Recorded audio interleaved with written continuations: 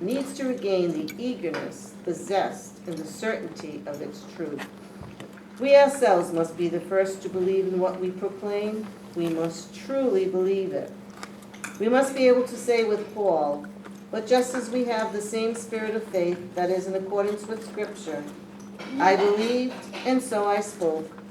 We also believe, and so we speak." The success of the new evangelization will depend on the degree of faith that it successfully brings forth in the church among the evangelizers themselves. We must shake off every sense of powerlessness and resignation. Before us, it is true, we have a world that resists the proclamation of the gospel. No, I need water. It is closed off within secularism, intoxicated by the success of technology and by opportunities that science offers. But was the world that the early Christians faced, that is, Hellenism with its wisdom and the Roman Empire with its power, any less confident in itself and less opposed to the gospel? The two parables of Jesus assign us a practical task: to sow with wide open arms, whether the time is favorable or unfavorable.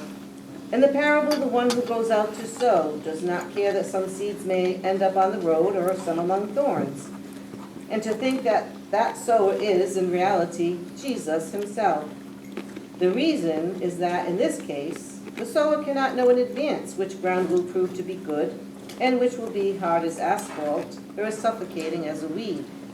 In the midst of it all is human freedom, which the evangelizer cannot predict and which God does not wish to go against. How often do you find that among people who have listened to a certain sermon or read some publication, the one who took it more seriously and changed his or her life is the person you least expected? The one who was there by chance, perhaps, or even reluctantly. I myself could count dozens of cases in this regard. So, therefore, and then, go to sleep. That is, sow and do not linger to watch and measure the results.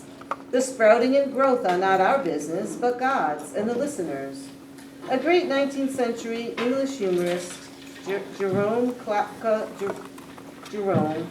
once said that the best way to delay water from boiling in a pot is to linger over it and impatiently wait for it to boil.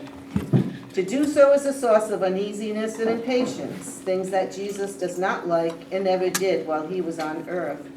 In the gospel, Jesus never seems to be in a hurry. So do not worry about tomorrow, for tomorrow will bring worries of its own.